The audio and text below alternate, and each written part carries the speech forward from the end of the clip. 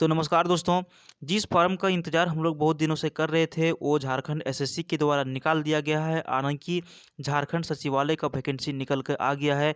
ये सबसे बड़ी खुशी की बात है, बहुत दिनों तक इंतज़ार किया लोगों ने और लास्ट में ये वैकेंसी जो है निकाला गया है। तो इस वीडियो में हम इसी वैकेंसी के बारे में बात करने वाले हैं कि कौन-कौन इस फॉर्म को भर सकते हैं। जो पुराने लोग पहले जो फॉर्म भरे थे सचिवालय का, क्या उनको भरना पड़ेगा? उनके लिए क्या नियम बनाया गया है? या फिर जो झारखंड में नया नियमावली बना उसके लिए क्या चेंजिंग किया गया है इस फार्म में, ये सब कुछ हम डिटेल में बात करने वाले हैं। कब से कब तक फार्म भराएगा, परीक्षा फीस क्या लगेगा, कितने चरण में परीक्षा होगा, इसमें पीटी परीक्षा होगा या फिर सीधे मेंस परीक्षा होगा, ये सारी बातों को हम इसमें क्लियर करने वाले हैं। तो वीडियो को आप यदि अंत तक देखते हैं और अंत तक देखने के बाद यदि आप फार्म को भरते हैं तो बहुत कुछ आपका क्लियर हो जाएगा। पहले वीडियो देखिए, समझिए, उसके बाद फार्म भरिएगा। तो चलिए हम शुरू करते हैं आज का पहला वीडियो। देखिए, इसमें जैसा कि सबसे पहली बात यहाँ पे देख पा रहे हैं कि झारखंड कर्मचारी चयन आयोग के द्वारा यहाँ पे वैकेंसी जो है सो निकाल दिया गया है। विज्ञापन संख्या ये 5वां है। जैसा कि यहाँ पे देख पा रहे हैं, झारखंड सामान्य स्नातक योग्यताधारी संयुक्त प्रतियोगिता परीक्षा 2021 जेजीजी एलसीई 2021, इसके तहत जो वैकेंसी निकाला गया है। तो यहाँ पे पोस्टों की यदि हम पोस्ट की यदि हम नाम बात करें, कौन कौन सा पोस्ट के लिए वैकेंसी निकाला गया है, तो आप यहाँ पे देख पा रहे हैं सहायक शाखा पदाधिकारी एवं कनीय सचिवालय सहायक, खाद्य सार्वजनिक वितरण एवं उपभोक्ता मामले विभाग। ये सारी पोस्ट का जो नाम है के अंतर्गत प्लानिंग असिस्टेंट भी इसका पोस्ट का नाम है। प्रखंड आपूर्ति पदाधिकारी पोस्ट का नाम है। ठीक है, तो इसके लिए जो वेबसाइट दिया गया है ऑनलाइन भरने का, ये वेबसाइट ये दिया गया है। जो भी स्नातक झारखंड सामान्य स्नातक योग्यताधारी संयुक्त प्रतियोगिता परीक्षा 2021 के लिए ऑनलाइन आवेदन आमंत्रित किए जाते हैं, यानी कि इस फार्म को आप ऑनलाइन भर सकेंगे। ठीक है, तो आगे हम यदि इसका बात करें कि इसका परीक्षा शुल्क क्या लिया जाएगा, तो परीक्षा शुल्क इसका लिया जाएगा 1000 रुपया। ठीक है, अगर यदि आप पहले फार्म भरे थे, अब किसी वो परीक्षा जो रद्द हो गया था उसके बारे में भी डिटेल में लिखा हुआ है, तो आपको हम बताएंगे। जो नए अभ्यर्थी फार्म को भरेंगे उनके लिए परीक्षा शुल्क 1000 रखा गया है। जनरल ओबीसी वालों के लिए, अगर यदि आप एसटी एससी से हैं तो आपके लिए रखा गया है 250 रुपया। वैसे दिव्यांग व्यक्ति जिनका दिव्यांगता 40% से ऊपर है, उनको कोई परीक्षा शुल्क देना नहीं होगा। ठीक है, अगर यदि जो परीक्षा शुल्क जो निर्धारित है, अगर यदि आप उसको नहीं देते हैं तो आपका जो अभ्यर्थी जो होगा, यानी कि जो आपका पात्रता जो होगा, उसको रद्द कर दिया जाएगा, आवेदन स्वीकार नहीं किया जाएगा। और ये जो पैसा आप दे रहे हैं 1000 रुपया, ये आपका नॉन रिफंडेबल होगा। इस चीज़ को आप ध्यान से सुनिएगा यदि आप पुराने अभ्यर्थी हैं तो। देखिए, लिखता है झारखंड सामान्य स्नातक योग्यताधारी संयुक्त प्रतियोगिता परीक्षा 2019 में सम्मिलित हुए वैसे आवेदक जो इस विज्ञापन की शर्तों तथा शैक्षणिक योग्यता, निर्धारित आयु सीमा तथा अन्य अर्हताओं के अंतर्गत आवेदन देने के पात्र होंगे। ठीक है, जो ये सारे हैं आवेदन देने के पात्र होंगे। आगे लिखता है, वैसे आवेदकों को पुनः आवेदन देना होगा। इसके लिए उन्हें पुनः परीक्षा शुल्क नहीं देना होगा, यानी कि भैया फार्म आप लोगों को भरना है। जो भी भाई बहन लोग हैं उनको फार्म तो भरना होगा, लेकिन उसके लिए परीक्षा शुल्क यहाँ पर नहीं लगेगा। परंतु उन्हें नए आवेदन पत्र में पूर्व समर्पित आवेदन का निबंधन संख्या, यानी कि जो पहले आप फार्म भरे थे उसका जो रजिस्ट्रेशन नंबर होगा वो मैंडेटरी है, वो मेंशन करना पड़ेगा। एवं उसमें जो जन्म तिथि आप भरे थे, ये 2 चीज़ आपको मेंशन करना पड़ेगा, करना आवश्यक होगा। नए आवेदन पत्र में पूर्व समर्पित आवेदन एवं निबंधन संख्या, जो रजिस्ट्रेशन नंबर एवं जन्म तिथि दर्ज नहीं करने पर परीक्षा शुल्क में छूट अनुमान्य नहीं होगा। तो भैया झारखंड सरकार में 1000 रुपये वैकेंसी निकलता है। पहले भी 1000 दिए थे। अगर यदि आप इसको देते हैं तो 1000 का छूट मिलेगा, नहीं देते हैं तो छूट आपको नहीं मिलेगा। ठीक है, चलिए अब आगे हम लोग देखते हैं इसके बारे में। देखिए, रिक्तियों की यदि हम संख्या बात करें तो टोटल यहाँ पर जो है लगभग 950 प्लस वैकेंसी निकाला गया है। और अलग अलग कोटि के लिए अलग अलग जो पोस्ट है उसके लिए यदि हम वैकेंसी की बात करें तो देखिए, पहला पोस्ट है सहायक प्रशाखा पदाधिकारी।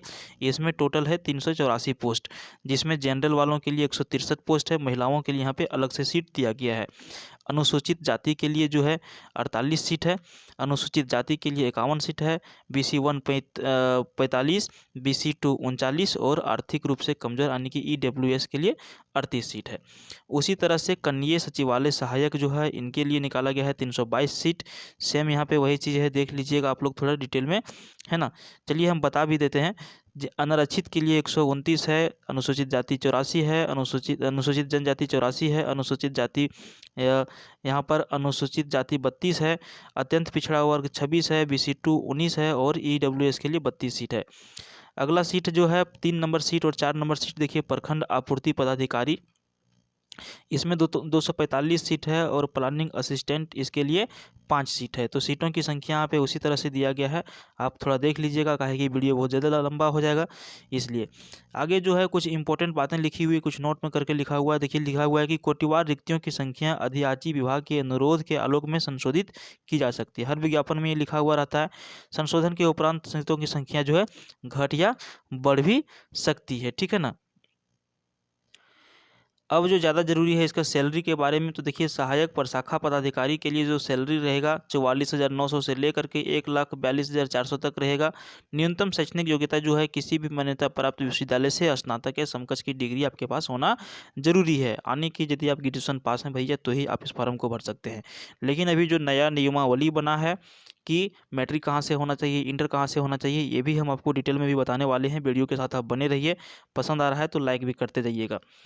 अगला जो सीट है देखिए कनीय सचिवालय सहायक, इसमें जो सैलरी होगा 19,900 से लेकर के 63,200 रुपये तक होगा। तीसरा जो है प्रखंड आपूर्ति पदाधिकारी, इसमें जो आपका सैलरी होगा 35,400 से 1,12,400 तक होगा। प्लानिंग असिस्टेंट के लिए हालांकि 5 सीट है, इसका जो सैलरी होगा 29,200 से लेकर के 92,300 रुपये तक इसका सैलरी होगा। आगे लिखता है न्यूनतम शैक्षणिक योग्यता, ठीक है।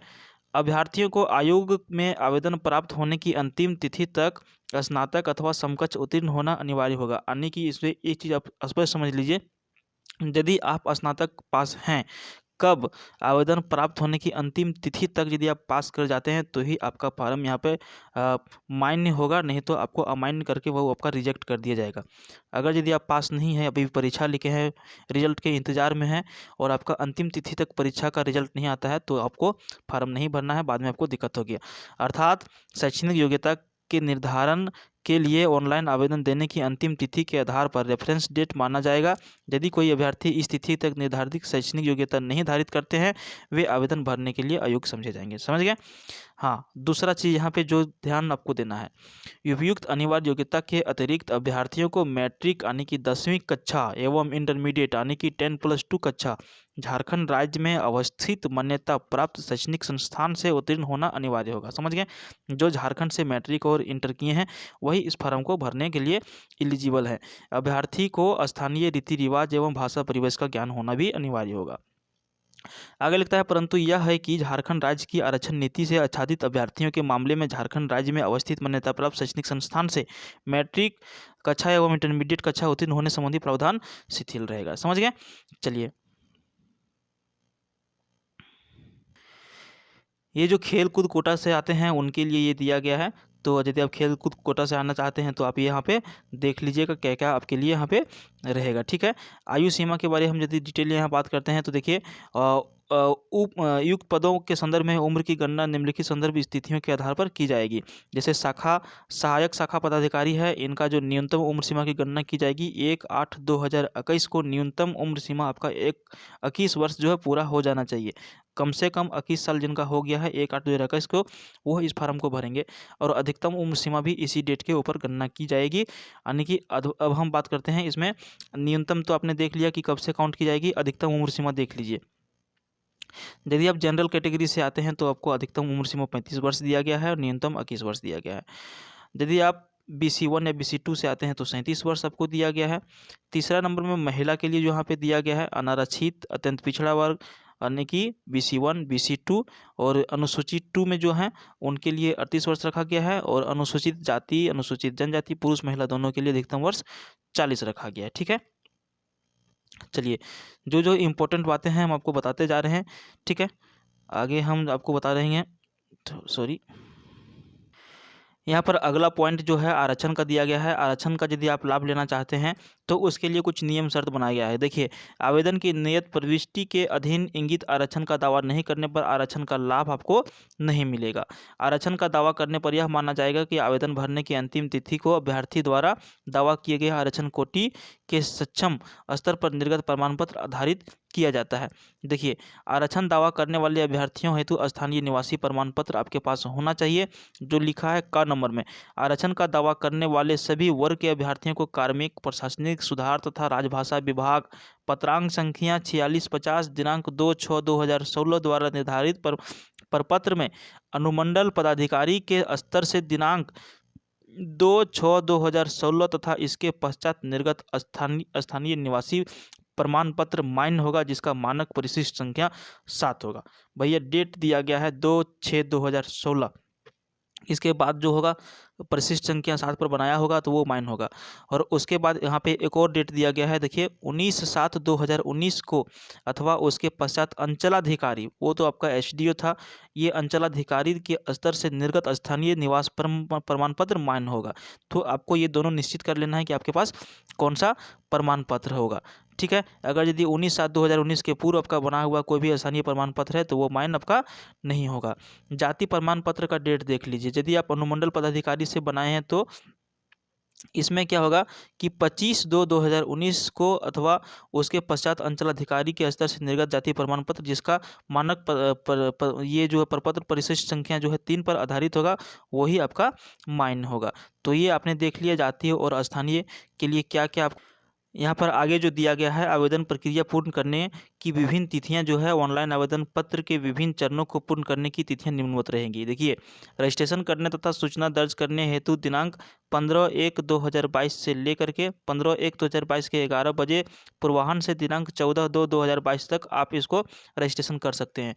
दूसरा में दिया गया है कि परीक्षा शुल्क भुगतान करने की तिथि 16/2/2022 रहेगा। अगला जो दिया गया है, फोटो एवं हस्ताक्षर अपलोड करने का जो तिथि रहेगा 18/2/2022 रहेगा। उसके पश्चात दिया गया है कि 19/2/2022 के 11 बजे पूर्वाह्न से दिनांक 21/2/2022 की मध्य रात्रि तक ऑनलाइन आवेदन पत्र में की गई किसी भी अशुद्ध प्रविष्टि को संशोधित करने के लिए पुनः खोली जाएगी, जिसके माध्यम से वैध अभ्यर्थी ऑनलाइन आवेदन पत्र की अशुद्धियाँ संशोधित कर सकेंगे। छूट सहित परीक्षा शुल्क भुगतान करने की स्थिति में शुद्धिकरण का दावा परीक्षा शुल्क भुगतान की राशि तक ही सीमित रहेगा। तो ये आपने समझ लिया। आगे लिखता है परीक्षा शुल्क भुगतान करने की प्रक्रिया। आप यदि जब फार्म को भरते हैं कैसे कैसे आपको करना है ये आप देख लीजिएगा।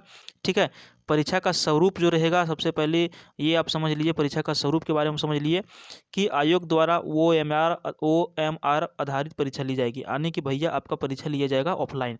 परीक्षा यदि विभिन्न समूहों में लिया जाता है तो अभ्यर्थियों के प्राप्तांक का नॉर्मलाइजेशन किया जाएगा, जो पहले से ये रूल चलते आ रहा है। नॉर्मलाइजेशन के आधार पर रिजल्ट दिया जाएगा। परीक्षा का स्वरूप एवं पाठ्यक्रम क्या होगा, परीक्षा एक चरण यानी कि मुख्य परीक्षा में ली जाएगी। पहले पीटी होता था, यही परीक्षा में हम लोग 2015 में जब फॉर्म भरे थे, पीटी हुआ, फिर रद्द हुआ, फिर पीटी हुआ, फिर मेंस हुआ, फिर रद्द हुआ। तो भैया इसमें सीधा सीधी एक परीक्षा ली जाएगी। सिर्फ आप इसको पीटी समझिए या मेंस समझिए, एक परीक्षा में यहाँ पे रिजल्ट प्रकाशित किया जाएगा। आगे लिखता है परीक्षा में सभी प्रश्न वस्तुनिष्ठ एवं बहुविकल्पीय उत्तरयुक्त होंगे।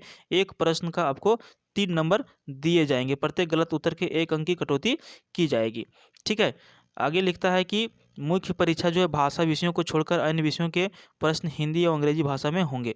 मुख्य परीक्षा के बारे में लिख रहा है, देखिए मुख्य परीक्षा के लिए 3 पत्र होंगे। यह परीक्षा 3 पालियों में ली जाएगी। प्रत्येक पत्र की परीक्षा अवधि की 2 घंटा की आपको समय मिलेगी। पत्र 1 यदि हम बात करें तो इसमें क्या है, कुल 120 प्रश्न होगा, जिसमें हिंदी का 60 प्रश्न और अंग्रेजी का 60 प्रश्न इसमें रहेगा। क्वालिफाइंग मार्क्स आपका 30% रहना यानी कि उचित होगा। जो पास करते हैं उसी का आगे का कॉपी चेक होगा। पत्र 2 की यदि हम बात करें तो देखिए जनजातीय एवं क्षेत्रीय भाषा का होगा, जिसमें कौन कौन सा भाषा है, उर्दू, संथाली, बंगला, मुंडारी, मुंडा, हो, खड़िया, कुड़ुक, करमाली, खोटा, नागपुरी, पंचपरगनिया, उड़िया, ये सारे क्या है बहुविकल्पीय तरह के प्रश्न इसमें पूछे जाएंगे। ठीक है, 30% अंक अनिवार्य होगा पास करने के लिए। और जो आपका मेन प्रश्न जो है, देखिए सामान्य ज्ञान के कुल प्रश्न 150 होंगे, परीक्षा की समय होगा 2 घंटे। सामान्य अध्ययन से 30 प्रश्न होंगे, सामान्य विज्ञान से 20 प्रश्न होंगे, गणित से 20, मानसिक क्षमता जांच से 20, कंप्यूटर ज्ञान 20 और झारखंड राज्य से संबंधित 40। तो भैया आपको जम के तैयारी करना होगा। सामान्य ज्ञान परीक्षा में 30% अंक प्राप्त करना अनिवार्य होगा, समझ गए। चलिए, हिंदी भाषा मुख्य परीक्षा का पाठ्यक्रम जो होगा हिंदी भाषा के लिए, देखिए हिंदी अनुच्छेद पर आधारित 30 प्रश्न होगा, हिंदी व्याकरण पर आधारित भी 30 प्रश्न होगा। अंग्रेजी भाषा में देखिए अंग्रेजी अनुच्छेद पर आधारित 30 प्रश्न होगा, अंग्रेजी व्याकरण पर आधारित 30 प्रश्न होगा। क्षेत्रीय भाषा के लिए आपका ये है, देख लीजिए कौन कौन सा जो आप भाषा रखना चाहते हैं उसको आप यहाँ पे वीडियो को रोकिएगा, थोड़ा देख लीजिएगा, है ना, और आराम से यहाँ पे आप करते रहिएगा। जैसे खोरठा किसी का है तो खोरठा के लिए ये सब सारा जो है चैप्टर को रखा गया है। इसी चीज़ में एक चीज़ और है कि परीक्षा में न्यूनतम अर्हतांक से कम अंक प्राप्त करने वाले अभ्यर्थियों को मेगा सूची में शामिल नहीं किया जाएगा। जैसे कि जो जनरल कैटेगरी है 40% से कम लाते हैं तो आपको क्या होगा, मेगा सूची में आपको नंबर नहीं दिया जाएगा, मार्क्स नहीं दिया जाएगा। अगला है अनुसूचित जाति जनजाति महिला के लिए 32, BC1 के लिए 34, BC2 के लिए 36.5, आदिम जनजाति के लिए 30, EWS के लिए 40। तो दोस्तों इस वीडियो में जो भी इंपॉर्टेंट बातें थी हम सबको हमने बता दिया आपको। अगर यदि आप और कुछ यदि यहाँ पे नोटिफिकेशन आता है तो वो भी वीडियो हम बनाएंगे। और फार्म भरने के पहले इसका एक पूर्ण नोटिफिकेशन जो है आप वहाँ से डाउनलोड कर सकते हैं। इसका जो वेबसाइट दिया गया है वहाँ से उसको पढ़ लीजिए, समझ लीजिए, उसके बाद ही आप इस फॉर्म को भरिए। मिलते हैं फिर किसी दूसरे वीडियो में, तब तक के लिए बाय। देखते रहिए हमारा YouTube channel GK with RK को, चैनल सब्सक्राइब करना नहीं भूलिएगा, वीडियो लाइक करना नहीं भूलिएगा। धन्यवाद।